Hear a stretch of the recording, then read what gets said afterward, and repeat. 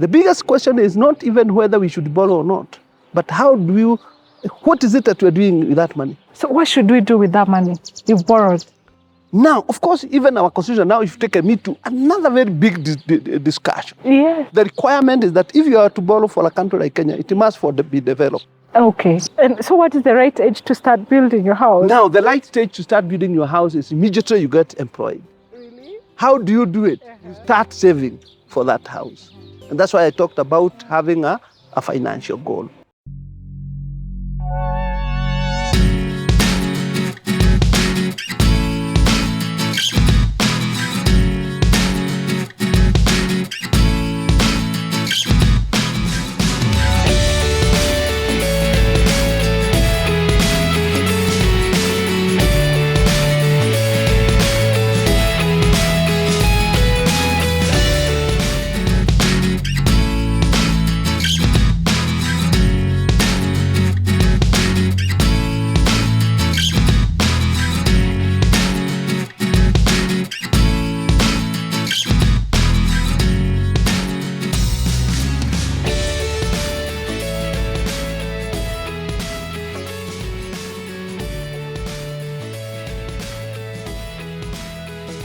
Hi guys, welcome back to Evolve with Esther. And joining us still is Mr. Thuku for the second segment.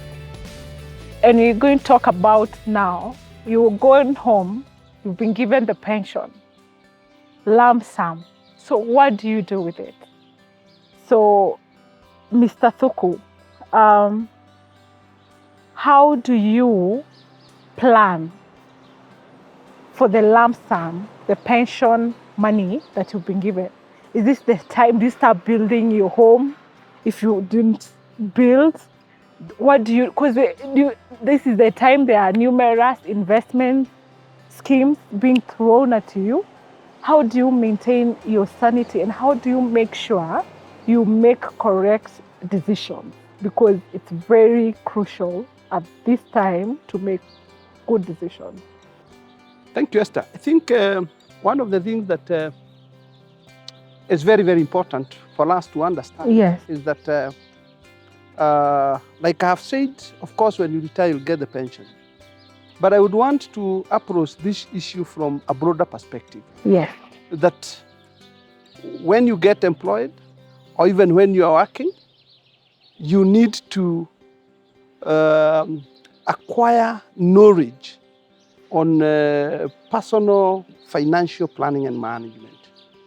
And it is within that broader discussion that then you'll be able to know that by the time you retire, you should have already created an opportunity where whatever you are earning in your former employment, you can be able now to earn even more through other investment opportunities.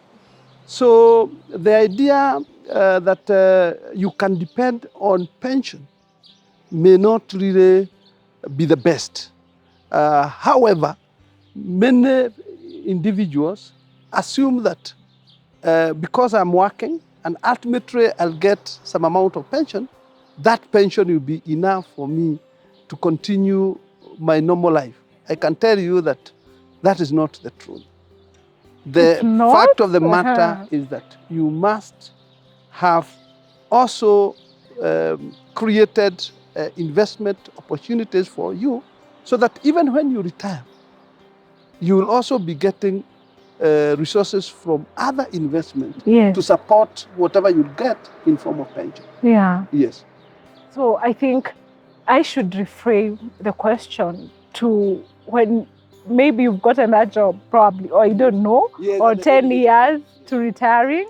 How do you start structuring your money so that or you're in business, you know? How do you start structuring your money so that you start preparing? For retirement? Yes. Thank you. I think it all starts by one, having what we call a personal financial plan. Yes. That despite the age you are in and you started working, you must have a personal financial plan. as within that personal financial plan, you must have set your goals. So that you must have said, for instance, I want in the next 10 years to have achieved this. In the next 20 years to have achieved this. By the time I retire, I should have achieved this. So you must have a good personal financial plan where you have set goals. And when we talk about setting goals, we say those goals must be smart. They must be specific, they are measurable, they are achievable, they are realistic, and you have put time in them. So getting some smart goals is, for me, the first step towards what we call financial independence. Yeah. So this discussion is not excluded to the people. Let's say like a nanny, she will also retire at some point. And probably she's earning, let's put a figure like 10,000 shillings. The cost of life has really gone up. So how do you plan for your retirement? Thank you. Of course, we really have to appreciate the fact that we are living at a very difficult period. The economic constraints are there. And of course, I agree with you that there are certain cadre of, employees. On that point, that yes, we must agree that there are people, a good number of our people who are living what we can call hard to mount. That whatever little money they are getting is not even enough for them to sustain a decent life. And those ones, we can only encourage them to continuously work hard. And probably if it is a small business, it can grow. And ultimately, they will be able to get an opportunity to save some money. Yes. However, in these discussions, yes, I would want us to look at somebody who have some income, that it is possible for him or her to save part of the money. Do you know, Esther, by the way, you are supposed to save at minimum 25% of your earnings. A third of your earnings? 25%. Yes, 25% should be going to your earnings. That's a quarter? That's a quarter. Quarter of your earnings, okay. And you see, if you can now be able to continuously save that, and again, it's also good for us to know that there is no small or big money. A secretary may be saving more money than the manager, depending on his spending habit or his spending habit. So for me, when I look at it, and in general, let me summarize it for you. I look at the first one is setting smart goals. That is very, very important. Okay. The second one are the tools. And one of the most important tools towards achieving those smart goals that you're talking about is having a personal budget. Yes. Which most people don't have. Yes. When you say budget, what do you mean? When I say budget, I mean that you must have a tool that you use to balance your income and expenditure. Just like even the government has a budget. And what is in the budget? Is basically the expenditure and revenue. So we should have a personal budget. And it should be something that is continuous. So that you should have, let's say, a monthly budget. You should be able to have, could be a mid-year budget, an annual budget, which you go through and work towards ensuring that consistently you are able to balance your expenditure and revenue. And under the expenditure now, you must have a certain percentage of that expenditure going towards your saving. That is what I'm talking about when I talk about the budget. So now, Mr. Thuku, you've said a quarter should go to savings. What about the 3/4? The 3/4 goes to your other forms of expenditure. Because you see, there are many things. You have children who are in school in most cases. You are putting up a house. There are many forms of expenditure that comes along the way, which you must, you have to spend money. You have to spend money on food. You have to spend money on clothing. Sometimes you may be living in a rented house. You have to spend money. And that is what should go to the 3/4 of your pay, of your salary. Yes. So now there's this money that you have saved. How do you grow it? Yes, and that brings the third element in the whole financial plan. Investment. And investment, any amount of money you save must again be invested. You must put it in a way that it can generate for you some revenue. And let me say, the 3/4 that you are saving, ultimately you are going to build it and it's going to become a big income to you out of those savings. So if I have 100 shillings in my savings account, Yes. I invest the whole 100 shillings. Of course, there are different forms of investment. And the broad rate, to start with, we say investment, you can do what we call passive investment. Or you can do real investment. Please define those terms. Passive investment is where you put your money to organizations or institutions to manage the money for you and just be giving you some kind of returns, either in form of dividends or in form of income, or interest. Yes. So those are passive, because for you only take the money, you put it into the mutual fund, where there are various forms of investment, fixed income investment, variable income investment. You put your money there, which will promise you some amount of interest. Or when you go to, let's say, like central bank, and you can, buy security treasury bills or, treasury stock. So the idea here is you put money to organizations that are specialized on investment matter, so that they can build your investment. They can build your investment through plowing that money also into other forms of investment and promise you a certain amount of return. So those are passive investment. The other, of course, is where you also invest your money in real business. Real business. Like if you have saved, let's say, like about 5 million, you can see whether it is possible to go to real estate, where you buy some plot and put up an investment in the form of a house or a residential house, and then you'll be getting returns in form of rent. So that is it is real business you are doing, but it gives you the opportunity also to earn income. And many people have invested their money in those kinds of businesses. You can start up a salon, you can start up a small handwear. The challenge with people who are in formal setup, and that's why sometimes real business becomes a challenge to invest in, is the problem of monitoring that business. So, and it's a big challenge. You put a small business, and then the person you have employed ultimately benefits from your business. And that's why in most cases then we advise that unless you have that ability to put that money in an investment where you are able to monitor, sometimes you also face that challenge of losing a substantial amount of your investment by not having the best people in your business. Yes. So now, how do you know which investment is best suited for you and where you are at in life?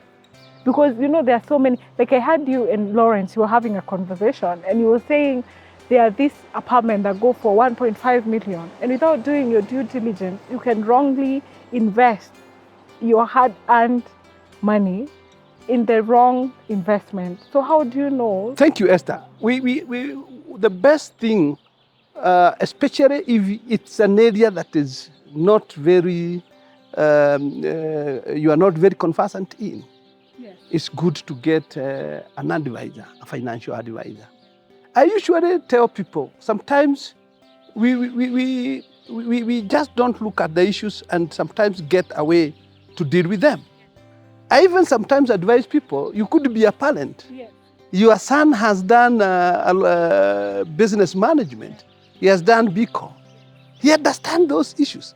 But there you are, the father, but you don't trust that your son can be your personal advisor. And therefore you have to go to the street to get some other people there to advise you. And ultimately you get into a conman who will con you the money. So we have personal advisors who can advise you very objectively. And you get your money in a manner that you don't risk it, because the idea of risking your money, and especially in a country like Kenya, is very high. And many people have actually fallen victims.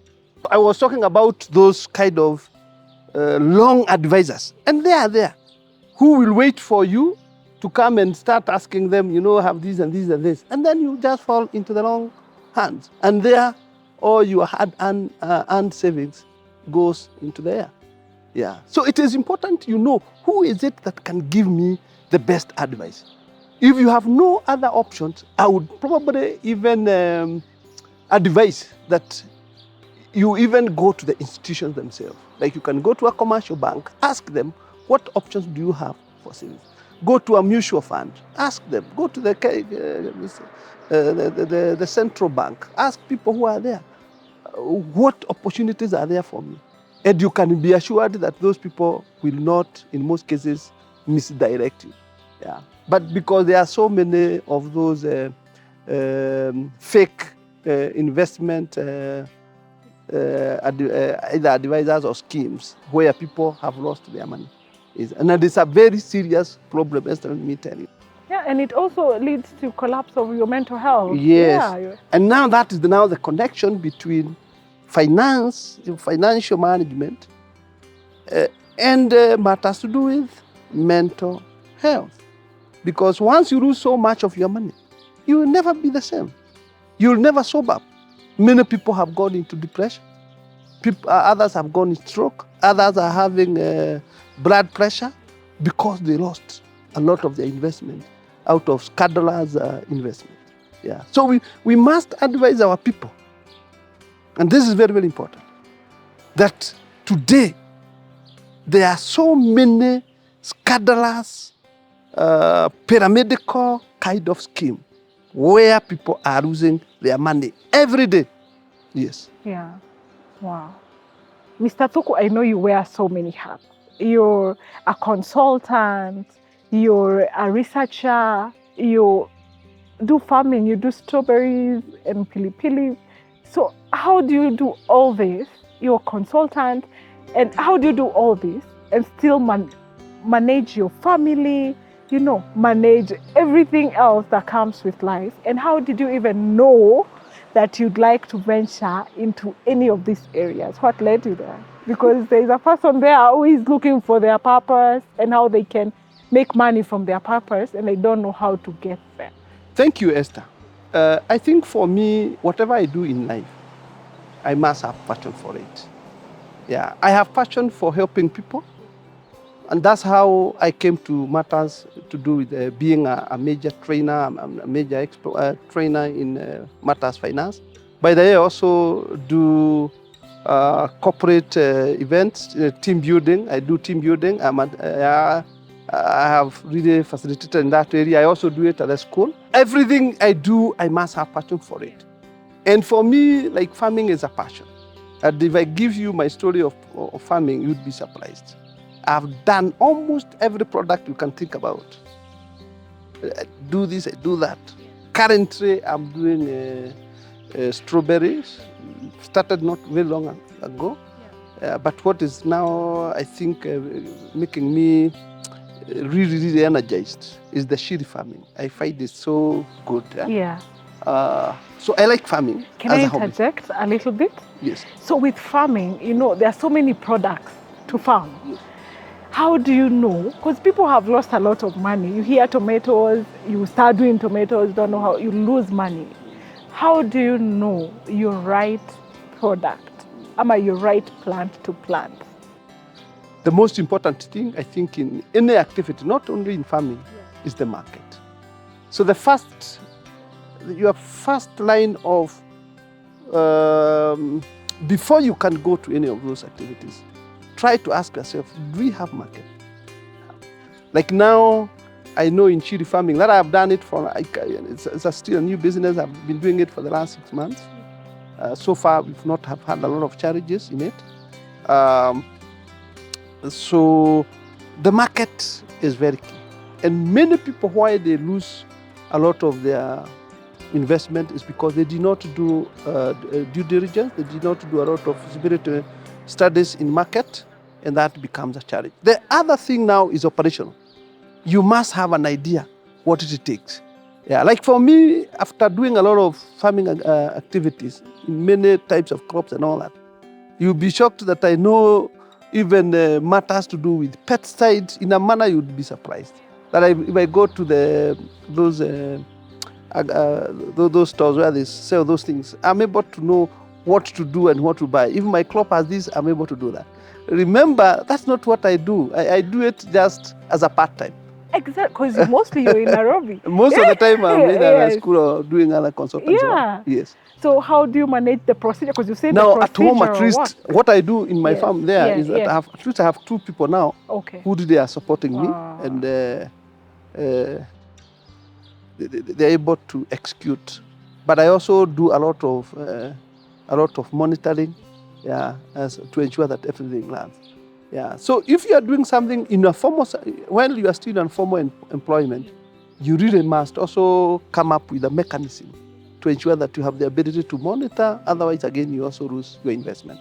I've also not told you, Esther, I also do some, I'm also in land business. So we have a company where we buy land and we sell, and we've been doing it. Yeah. And the good thing with us is that you are assured that whatever business we do is genuine business. Yeah. What's your name? People would love to know what's your name. We have of a company called the Shigi Company Limited. It's called? Shigi Company Limited. Shigi. Yes. So when you say we. Yes, because it's a company of many. We are allowed 18. Wow. Yes. Social and capital. I'm their secretary. Social capital. That Yes. is what you keep telling me. You need to have social capital. And we ensure capital. that the business we do is genuine, because we want to change this kind of narrative that if you are an African, if you are a Kenyan, you cannot do genuine business. Yes. Yeah. A lot It's of a people narrative. have lost money. Yeah, because a lot of people have done. Yeah. So we want to change that scenario, and inform people that it is possible even in Kenya to do genuine business and make investment and get some return out of it. Yes. So we should maybe probably also share the details of your land company for people who would be interested in buying. Yes. Yes. No problem. So one of the other ways you can acquire money is via loans. Yes. Would you advise people to get a loan to start a business? Thank you, Esther, because again, this is a very, very, I would say, I wouldn't want to use the word controversial debate, but I would say it's a major debate now currently, because even as a country, we are being said that we have borrowed more money than we are able to pay as a country. But I always say that for us, people who are in finance, debt is a cheap source of finance. It's a cheap source of finance. Yes. Okay. And it is something that should be encouraged. People should be encouraged to buy, to borrow. To borrow. Really? Yes. Uh-huh. It's a good thing. Yes. However, when you borrow, you must also ask yourself, do I have the capacity to repay back? While you be in that, the most important thing that you'll be asking yourself is, then if I borrow money, what am I doing with that money? Does that opportunity have the capacity to give me good returns that will enable me to pay principal and interest of the money that I have borrowed and be able to get also profit from it? That balancing is what is causing a lot of problems. If you ask me at the national level, because we are also on that issues, and because, by the way, I said I'm a facilitator in public finance. I train government officers in terms of how they should be able to manage all these issues of debt and all that. Our biggest challenge is not borrowing. Borrowing is good. And if a country or a financial institution is willing to lend money to you, it has satisfied itself that you have the capacity to return their money. Yes, our biggest challenge is how do we deal with that money? Yeah, the biggest question is not even whether we should borrow or not, but what is it that we're doing with that money? So what should we do with that money you've borrowed? Now, of course, even our constitution, now if you take me to another very big discussion. Yeah. The requirement is that if you are to borrow for a country like Kenya, it must be development. Okay. Yes, it must be for development. Yes. And you must balance between. So what I was saying is that even our constitution defines yes. what you can borrow, yes. who to approve the borrowing, and what you can do with the money that you have borrowed. Like you cannot borrow even in Kenya to finance operations. Oh. You can only borrow to finance development projects. It's a requirement of the constitution. So even a struggling business, you're not advised to borrow now, that's the thing. Operate operations. If even in personal or financial planning and management, you are not supposed to borrow money to finance operations.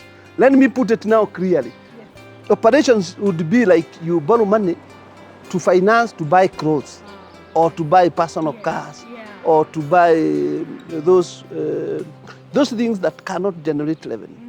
But you are allowed to borrow, for instance, to buy a plot. Yes, because can that a plot generate? Given it for the next 5 years, it will have acquired some value. Yes. Yeah. So every year there is something that we're getting from it. There was a debate that a group of people were saying you should not buy those quarter plots scattered everywhere like the way we normally do. And there was others who were saying that is really good. So which way do you go? Thank you. You know, Esther, we are in a discussions on retirement. Yeah. That's the broader discussion. Yeah. And if you ask me, and I always tell my listeners or participants, at every stage in your life, there's what you should do with investment. At the initial stage, there's no problem in buying plots wherever, all over. Buy a plot here, there. You are diversifying your investment. It's one aspect of diversification of investment. You don't pull all your money in one, But as you approach retirement, and we always advise, as you approach retirement, you must do something called consolidation. Yeah, you must consolidate your investment. And one way of consolidating your investment is you have so many plots scattered all over. Dispose some of them. Yeah. Look at the plot or the land that can give you, that can work towards what you remember we talked about, the financial goal, that can help you achieve specific financial goal.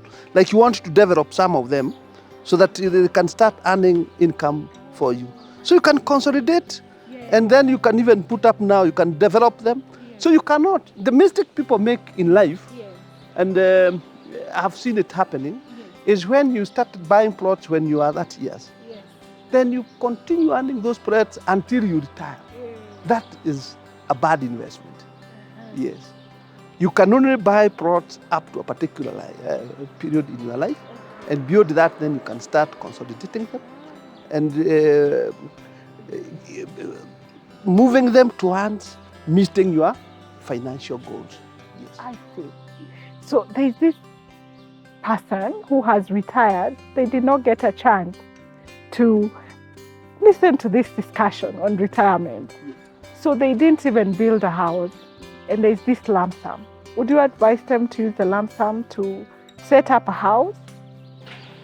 Of course, you bring a very interesting discussion again. Yes. The issue about land, housing in Kenya. Yes.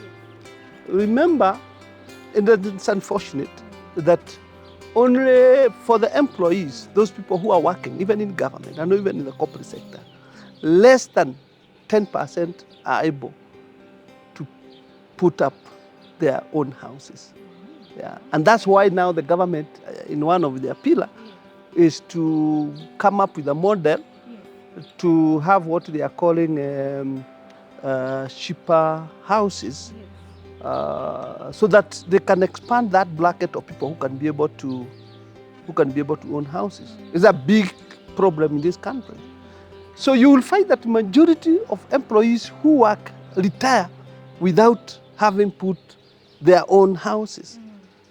And now you ask me, is it in order for this person to use money that he is almost retiring to put up a house? I would say, if possible, you can put a house, but a modest house. A house that will not consume all your money. I don't know this crazy thing with Kenyan especially, Yes. which I have always seen. Yeah. People wanting to put up big houses. Yes, You it's a find you are status. retiring, Yes. ultimately you'll be only you and with your wife. Why Yeah. do you want to put a mansion with 4 or 5 bedrooms? But the title, you are, a senior executive. Yes. Yes. And that's where we go along. Because by the time you retire, you must also Yes. Retire your title. retire as well. your title and acquire another Title. title. Yes. So it's a challenge, and we have seen those mistakes. It is good to avoid putting a lot of investment in a house because you also need now to also think about income. Remember, when you retire, life will not stop going on. You will still have some of your children who are still dependable on you. Some of them probably have not even finished their education. They are still looking at you as a parent, despite the fact that you have retired. You are still a social being. You still be invited for those social events, udhonis and all those kind of other things, wedding and all those kind of things. You still have to eat. You still have to wear your clothes. So you need income. And that's why we are saying, don't put all your money in one option like housing, because you need to invest that money in an investment that will be giving you some returns. I would probably even wish, instead of you putting up a major house, just put a small house, and the rest of the money you go and buy treasury bonds where you can be getting some small interest, which you can be using for your day-to-day upkeep. Yes. Questions. Number one, how do you know this is a good loan? Because there are so many sources of loans. Yeah, you can get from a bank, a financial institution. You can get from Shylocks. You can get from friends. So how do you know this is a good loan? How do you calculate to see if what you're investing with is worth the money you're borrowing? And the second question is, what is the right age to start putting up your house, to start building your house, so that it doesn't overwhelm you when you're about to retire? Thank you. Yes. You have asked two questions that I think are also have a lot of public interest. The first is about loans. It's a debate that as Kenyans, again, we need to think about. For me, when you look at a loan, one of the things that you must think about is the interest. Because the interest is the cost of the loan. When you give me a loan as an institution or a lender, my only cost, or the only cost I incur for that loan, for the use of that money, is interest. Now, here comes the issue. You see, people have been confronted with all forms of loans. And let me tell you, and I must say this, one of the issues that we must ask ourselves is the loans that we are getting through our phones. And that's a debate, and I'm not demarketing any institution or organization that is giving that kind of money. But I have one concern in terms of the interest. And there's a way they communicate like it is not much interest. Like they will tell you, if you take 1,000, by the end of the month, we'll only require 1,000. If we give you 10,000, we only require 1,000 from you, or 800 shillings from you. And then they will be like assuming that it is true retro money. What people need to know is that if, like now, I take a loan of 10,000, and I'm supposed to pay 1,000, or let me say 800. So at the end of the month. So if I pay at the end of the month, I have paid, if it's 1,000, I have paid 1,000 out of 10,000. That is 10%. If I was to calculate that interest with what they call the annual interest rate, the annual interest rate of that loan is 10% times 12. So that loan is subjecting you to about 120% interest. And that is what's killing our people, because they will be told, just pay 800. 800 is 8%. 8% per month, you multiply by 12, that's 96%. It's much, much more than what you'll be charged in any conventional bank. If you go to KCB, Standard Bank, you'll get about between 15 and 20% interest. Yeah. So that is something that needs to be communicated. And people have gone into those kind of, phone borrowing. Yeah. And it can, in future, it will burden the people in a manner that they'll never come to understand. Yes. And so what is the right age to start building your house? Now, the right stage to start building your house is immediately you get employed. How do you do it? You start saving for that house. And that's why I talked about having a financial goal. At least by the time you are 45 years of age, you should have at least put up a house, if possible. Yeah, but you told us. You can also do a mortgage scheme. And at a very early stage when you are employed, mortgage scheme will give you probably around 20 years. So if you have been contributing towards your mortgage for the last 15 years, chances are you will have finished that mortgage scheme by the time you started it when you are 30. By 45, you've already done. Yeah. You have your house. Yeah. But would the interest paid be equivalent to the value of the house at that time? You see, even with a mortgage, they sell the interest to you. That's the only cost you pay. Yes. They are giving you a loan. Yeah. Yes, it's a loan. And most of the mortgage schemes, their interest, because it's a long-term loan, their interests are usually relatively low. Oh. Yes, yeah, you'll get it at 12%, 13%. Yeah, but I know there are organizations that also have mortgage schemes where the interest rate is as low as 5%. So you take advantage of that. If in your organization they have that mortgage scheme, then you can be able to get a house. Because it is not easy. You see, for you to put up a good house, it will cost you roughly around 10 million. So it's not cheap. And especially for those who their income is a bit low. Yeah. Yes. Yeah. So as we wind up, I would like us to touch on succession, because it's very interesting that we were talking and we agreed, women, they don't put their spouses as their next of kin. And men, most of the time, they hide, or sometimes they will put the women as the next of kin, but they don't declare what it is that they have. So when they pass on, then the properties and the money, it goes to unclaimed assets. It benefits nobody, it does not benefit their family. So how do you come up with a good succession plan? Yes, succession planning, for me, there are cultural issues. And the cultural issues comes in, like, if you look at most of us, even especially in most of the Africans, there is that aspect of, if it is the man, he doesn't want to disclose everything.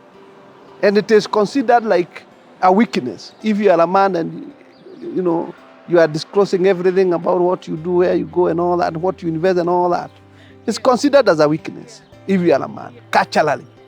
And for that, you find men doing many things behind their spouses. And also the vice versa. The ladies also sometimes don't trust their men, and they say, okay, what if this happened and all that? Then, So some of them then also have those secret investment. I have a friend of mine who lost over 1.6 million after investing in these pyramidal schemes, and the husband never knew about it up until he found an envelope the wife had forgotten, only to go and find that it was about a scheme here in Kenya where people are losing money. And the wife had never shared about it and had continuously saved up to about 1.6 million. And this lady is a teacher, so you can see the challenge. So what I'm saying is that we need now to start being a bit open. If it is the men, be open to their spouses. If it is the lady, being, And you touch also on a very interesting thing. Many ladies or women are not willing even to put their men as their next of kin. And they do this by, in most cases, giving the excuse that, what if I die? Yeah. Yes. And the man will marry another, Yes. and then the other woman that will be married then will. So, for me, those are just cultural issues. But we have also seen Africans are very poor in planning their succession. You've seen even in Kenya, and I don't want to mention names, the big families, as we call them, where immediately after the big man passes on, or the big lady passes on, then the empire collapses. Yeah. The Indians do very well because their business is more family based. And usually, if you look at an Indian, even when he is in his business, the lady is the one keeping the money. The sons are the ones ensuring that everything, and they're able to. Yeah. But in the African setup, even in a family setup, you rarely find a man and a woman being in the business together. The man is having his business, the lady is having another business elsewhere. Yeah. So there's a challenge. It's a cultural issue which we need to overcome. Otherwise, so many plots even down here in Nairobi, they don't belong owners because the men passed on. They never informed the family. The family have no idea, so they'll just be like that until these we call it asset whatever, the ones that take those assets that don't have owners will come and. So it's a challenge, but we need to people, the Africans need to understand that for continuity, you need to, if it's a family business, the family need to be aware about it. Yeah. So that was such a rich discussion. I'm praying and hoping to walk in your footsteps so I become so financially, empowered and can venture into so many things like you have. It's a journey. And still maintain humility because you're one of the most humble person I've come to know. So thank you for having us in the show. Thank you for coming, for even having this conversation.